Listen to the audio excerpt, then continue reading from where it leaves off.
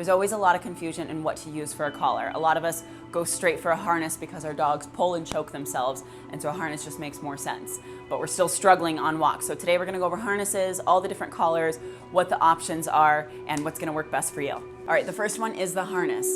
The idea with the harness is why most of us use it is so that our dogs aren't choking themselves. What you're actually doing is loading that dog. This is what it looks like. So if I've got a reactive dog that has a tendency to walk out in front of me, if there's something coming towards us and I do this and pull this way, my dog is instinctually going to keep going that way. So every time I pull, I'm actually loading this dog up, creating drive. So if you've ever watched anybody do bite work with a dog, and this is how they teach them to go after what's in front of them. So a couple hundred years ago, harnesses were designed for sled dogs to actually pull heavy objects.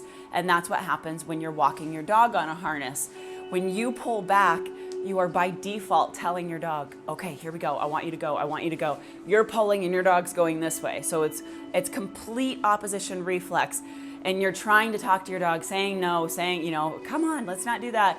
No, no, no, your dog can't hear you because all they're doing is feeling that actual pull and that load, and they want to go the other way. It's an instinctual move. The other thing that does that is a flat buckle collar. A flat buckle collar is what we call jewelry. That's where your dog tag goes. And it sits down here in the meaty part of your dog's neck. It creates the same kind of drive in a dog that a harness does. When it sits in that meaty part of the dog's neck, the dog is going to push right through it. Another one that's commonly used for dogs that pull is something called the gentle leader. It goes around the snout or a head halter. This is what it looks like. Or some of them have little buckles down here. So the head halter does stop pulling. A dog is not going to pull against this typically, because where the head goes, the body's gonna follow. So if he pulls on this, it causes his head to kind of go sideways and backwards. Again, the downfall with this is there is no way to communicate with this dog or give them any kind of feedback. It simply pacifies the situation. So, and there are some dogs, I worked with one a few weeks back that had a little line right here, a little divot, because although she wore this, when she saw something that triggered her, she would still pull against it. Her head would go sideways, and it just created this little crease, this little mark in the top of her nose, which eventually will do damage to their nasal cavity. Next up is the Herm Sprenger Prong Collar. I know, before you even say it, you guys, I know. I am a dog rescuer first. That is my moral obligation. I'm a dog trainer second. When I first started rescuing my dogs, you could not have paid me enough money to put one of these on my dogs until I did my research. This has a catching point, a stopping point. It will not choke your dog. It is not designed to inflict pain. Dogs are genetically predispositioned to receive communication via their neck. That's how mom talks to them, that's how they play. So this is not, if you've used it on yourself, which you probably haven't if you hate it, it does not hurt.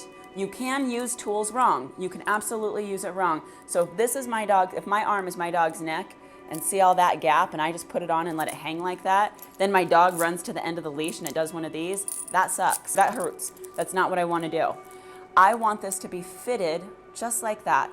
Not super, super tight, just like that. I want it high and snug on my dog's neck. I've got videos on how to do this, how to walk your dog on a prong collar, how to fit a prong collar. I'm not gonna go too much more into detail.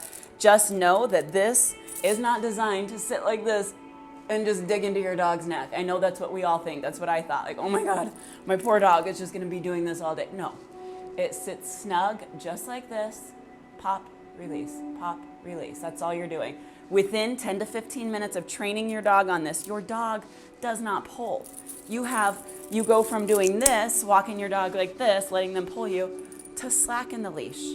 Now you've got a dog that just sits at your side, and you've got slack, and you've got a backup tool to give more feedback and more communication if necessary, if another dog, person, cat, car, bike comes up to you and you need to let that dog know, no, don't do that.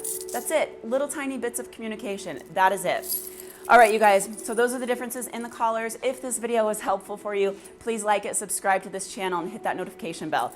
If there's something you're struggling with, drop it in the messages. If you have questions about this particular video, please let me know in the comments and I will get back to it.